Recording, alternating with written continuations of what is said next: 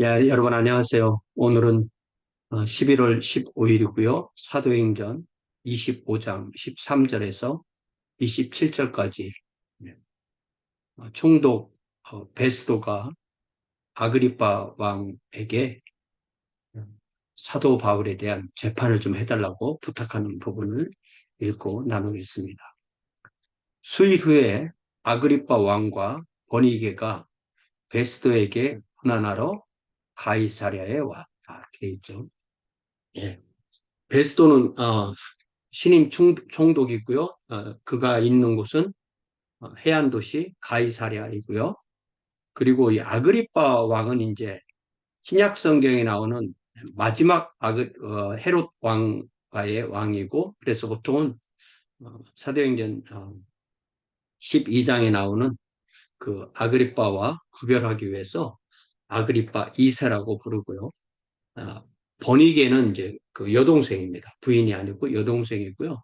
이 아그리파 왕은 어, 그 갈릴리 북동쪽을 다스리는 그런 분봉 왕이지만은 특별하게 유대의 종교에 관한 부분은 이 아그리파 왕에게 권한을 갖도록 그렇게 했어요. 왜냐하면 종교 문제는 워낙 다루기가 힘들으니까 아직도 로마 사람들이 직접 관여하기보다는 그 현지 왕에게 권한을 준 것이라고 그렇게 볼 수 있습니다. 자, 여러 날을 있더니 베스도가 바울의 일로 왕에게 고하여 이르되 어, 벨릭스가 한 사람을 구류하여 두었다. 네. 그러니까 베스도는 이제 사도 바울이 황제에게 상소를 했기 때문에 보내야 되는데 이제 뭐라고 써서 보낼 것인가 이게 이제 이 사람에게는 숙제가 된 거예요. 그래서 마침 아그리파 왕이 왔으니까 한번 좀 잘 알아보고 내가 뭐라고 써서 보낼까 이걸 좀 알아달라는 것입니다. 내가 예루살렘에 있을 때 유대인의 대제사장들과 장로들이 그를 고소하여 정죄하기를 청하기에 내가 대답하되 무릇 피고가 원고들 앞에서 고소 사건에 대하여 변명할 기회가 있기 전에 내주는 것은 로마 사람의 법이 아니라. 그러니까 명확하게 어, 이 원고가 피고에게 기소하는 내용이 무엇인지 그거를 듣고 그것을 또한 자신이 변론할 기회도 줘야 된다. 그래서 1차로 이제 이 앞부분에서도 그런 이야기를 했죠. 25장에 했을 때 어, 예를 들자면 여기 6절에 베스도가 그들 가운데서 25장 6절에 8일 혹은 10일을 지낸 후에 가이사랴로 내려가서 이튿날 재판자리에 앉고 바울을 데려오라 명하니 그가 나오매 예루살렘에서 내려온 유대인들이 둘러서서 여러 가지 중대한 사건으로 고발하되 능히 증거를 대지 못하니라. 증거를 대지 못했으니까 풀어주면 되는데 풀어주면 이 사도 바울의 생명이 위험해지는 거거든요. 바울이 변명하여 이르되 유대인의 율법이나 성전이나 가이사에게나 내가 도무지 죄를 범하지 아니하였노라 하니 베스도가 유대인의 마음을 얻고자 하여 바울더러 묻되 내가 예루살렘에 올라가서 이 사건에 대하여 내 앞에서 신문을 받으려느냐. 바울이 이르되 내가 가이사의 재판자리 앞에 섰으니 마땅히 거기서 신문을 받을 것이라. 당신도 잘 아시는 바와 같이 내가 유대인들에게 불의를 행한 일이 없나이다. 내가 만일 불의를 행하여 무슨 죽을 죄를 지었다면 죽기를 사양하지 아니할 것이나 만일 이 사람들이 나를 고발하는 것이 다 사실이 아니면 아무도 나를 그들에게 내줄 수 없나이다. 내가 가이사에게 상소하느라. 내가 가이사에게 상소하느라 이렇게 했을 때 정확하게 이게 무슨 문제인지, 이게 종교 문제라면 이게 왜 죄가 되는지 이거를 베스도는 잘 몰랐던 거예요. 그래서 다시 아그리파 왕에게도 좀 도움을 청하는 그런 형식입니다. 17절에 보면 그러므로 그들이 나와 함께 여기 오매 내가 지체하지 아니하고 이튿날 재판 자리에 앉아 명하여 그 사람을 데려왔으나 원고들이 서서 내가 짐작하던 것 같은 악행의 혐의는 하나도 제시하지 아니하고, 그러니까 크라임은 하나도 없더라는 거예요. 예. 크라임은 하나도 없다. 오직 자기들의 종교에 관한 문제, 또 예수로 하는 이가 죽은 것을 살아있다고 바울이 주장하는 그 일에 관한 문제로 고발하는 것이다. 정확하게 파악을 했긴 했는데 좀 더 자세하게 좀 알기를 원하는 거죠. 정확하게 영어로 뭐라고 하냐면 and about a dead man named Jesus who Paul claimed was alive. 이게 얼마나 명확하게 이 총독 페스토스, 총독 베스토가 명확하게 기독교 신앙의 핵심을 요약한 거예요. 기독교 신앙의 핵심은 세상 역사에서는 죽었다고 말하는 예수를 성경과 기독교 신앙에서는 살아있다고 믿고 주장하는 것이 바로 우리의 신앙인 것입니다. 내가 이 일에 대하여 어떻게 심리하는지 몰라서 바울에게 묻되 예루살렘에 올라가서 이 일에 신문을 받으려느냐 한즉 바울은 황제의 판결을 받도록 자기를 지켜주기를 호소합니다. 요게 핵심이에요. 황제의 판결을 받도록 지켜달라는 것은 내가 현재 이 예루살렘과 유대 이 상황에서는 생명을 보장하기 힘들다. 그러니까 로마의 공권력의 도움으로 나를 로마로 보내서 로마의 황제 앞에 서게 해달라. 이거는 사도 바울이 재판을 받는 거 있지만 그 기회로 로마에 가고 어떻게든 자기가 다시 또 하나님께 기회를 주시면 거기서도 복음을 전하려고 그렇게 했던 거죠. 아그리빠가 베스도에게 이르되 나도 이 사람의 말을 듣고자 하노라. 베스도가 이르되 내일 들으시리라. 내일 들으시리이다 하다. 그러니까 이 베스도 황제가 베스도 총독이 일을 잘하는 거죠. 이튿날 아그리빠와 버니게가 크게 위험을 갖추고 와서 천부장들과 시중에 높은 사람들과 함께 접견 장소에 들어오니 아그리빠 버니게 헤롯 가문의 분봉왕과 그 동생이죠.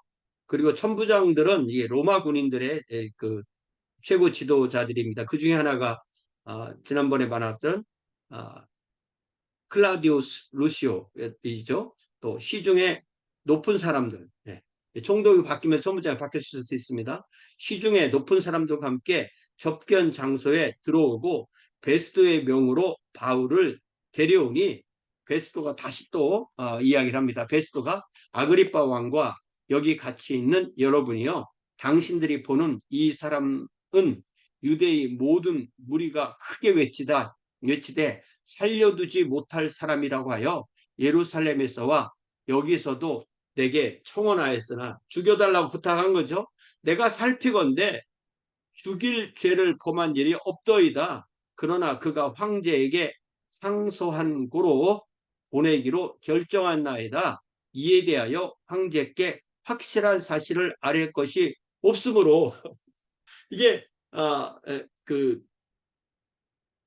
국가를 전복하거나 민사상에 무슨 문제를 일으키거나 형사적인 무슨 문제를 일으키는 그런 것이 아니므로 신문한 후 상소할 자료가 있을까요? 당신들 앞 특히 아그리빠 왕 당신 앞에 그를 세웠나이다. 왜냐하면은 당신이 유대의 종교 문제의 총책임자니까 이 대답을 해주세요. 이전엔 대제사장의 말을 들었으니까 이제는 왕의 말을 들으려고 하는 거죠. 그 죄목도 밝히지 아니하고 죄수를 보내는 것이 무리한 일인 줄 아나이다. 이게 결국은 사도 바울이 나를 자유롭게 방면해 주세요. 이렇게 말하지 아니하고 내가 가이사에게 상소합니다라고 했기 때문에 이루어지는 일이에요. 이렇게 함으로써 사도 바울은 총독 앞에 섰죠. 또 왕 앞에 서죠. 또 대제사장 앞에 섰죠. 이제는 황제 앞에까지도 설 수 있는 기회가 생기게 된 거예요. 그래서 우리가 이 사도 바울을 처음에 우리 주님께서 부르실 때 그가 어떻게 될 것이냐 9장 15절에 주께서 이르시되 가라 이 사람은 내 이름을 이방인과 임금들과 이스라엘 자손들에게 전하기 위하여 택한 나의 그릇이라. 그가 내 이름을 위하여 얼마나 고난을 받아야 할 것을 내가 그에게 보이랴. 지금 감옥에 갇혀 있는 상황이고 고난을 받는 것이죠. 그러나 주님께서 약속하신 대로 그는 이방인과 임금들과 유대인 앞에서 복음을 전하고 예수께서 살아계시다. 이 기독교 신앙의 가장 핵심은 바로 부활이다라는 것을 전하게 되는 것입니다. 그래서 우리가 믿어도 부활을 안 믿으면 아무것도 안 믿는 거예요. 다른 거 못 믿는 것 같아도 부활을 믿으면 다 믿는 거예요. 왜냐하면 부활이 바로 예수님의 신성을 입증하는 것이고 부활이 바로 삼일체 하나님을 우리가 믿게 되는 것입니다. 그래서 이, 이, 이 베스도나 또 아그리빠나 또 버니게나 여기 나오는 그 높은 사람들이나 또 그 전에 통독했던 벨릭스나 이런 사람들은 사도 바울을 이렇게 가까이 만날 기회가 있었어요.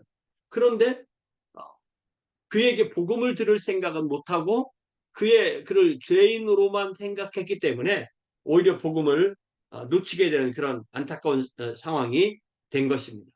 그래서 우리가 어떻게든 예수에 관한 소식을 듣고 예수님을 구주와 주님으로 모셔드리게 된 것이 복이죠. 이 복은 많은 사람들이 누리는 것이지만 모든 사람이 누리는 것은 아닙니다. 우리가 그것 생각할 때 이것이 바로 은혜라는 것을 다시 한번 깨닫게 되는 것입니다. 저와 여러분이 언제나 어디서나 우리 주 예수 그리스도의 죽으심과 장사되심과 지옥에 내려가심과 부활하심과 승천하심과 구주가 되시고 주님이 되시는 이 복음을 붙들고 믿고 고백하고 전하고 따르는 귀한 주의 자녀들이 되기를 다시 한번 부탁드립니다.